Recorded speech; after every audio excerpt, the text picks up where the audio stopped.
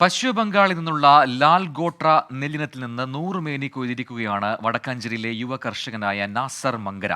കൃഷിവകുപ്പിന്റെ ആത്മ പദ്ധതി പ്രകാരം നടത്തിയ പരീക്ഷണ കൃഷിയാണ് വൻ വിജയമായത്. വടക്കാഞ്ചേരി മേലേതിൽ പാടശേഖരത്തിലെ കൊയ്ത്തുത്സവം block panchayat president KV Nafeesa ഉദ്ഘാടനം ചെയ്തു. 120 ദിവസം കൊണ്ട് മൂപ്പെത്തുന്ന ലാൽഗോട്ര എന്ന നെല്ലിനം കേരളത്തിൽ ആദ്യമായി കൃഷി ചെയ്തത് മേലേതിൽ പാടശേഖരത്തിലാണ്.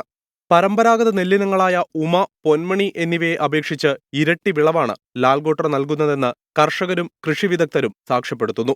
കേരളത്തിന്റെ കാലാവസ്ഥയ്ക്ക് യോജിച്ച നെല്ലിനം എന്നതിന് വിളവ് തന്നെ തെളിവ്.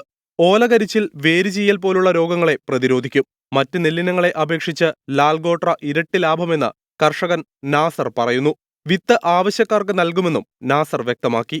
ഇത് കേരളത്തിലെ എല്ലാ കർഷകർക്കും ഈ വിത്ത് പരീക്ഷണത്തിൽ മറ്റേ വിത്തായിട്ട് എത്തിക്കണം, അതുപോലെയുള്ളതാണ് ആശയം. അതായത് ഞങ്ങളുടെ ബ്ലോക്ക് പഞ്ചായത്ത് പ്രസിഡന്റ് ഈ പരീക്ഷിക്കുമ്പോൾ തന്നെ ഞങ്ങളോട് പറഞ്ഞിട്ടുണ്ടായിരുന്നു, ഇതിന് എന്ന് വെച്ച് കഴിഞ്ഞാൽ നമ്മുടെ ആദ്യത്തെ പരീക്ഷണമാണ് ഇവിടെ നടക്കുന്നത്. അസിസ്റ്റന്റ് കൃഷി ഡയറക്ടർ സുജിത് PG, വടക്കാഞ്ചേരി കൃഷി ഓഫീസർ ദിബിൻ MN തുടങ്ങിയ ഉദ്യോഗസ്ഥരും പാടശേഖര സമിതി അംഗങ്ങളും കൊയ്ത്തുത്സവത്തിൽ പങ്കെടുത്തു. 24 തൃശൂർ.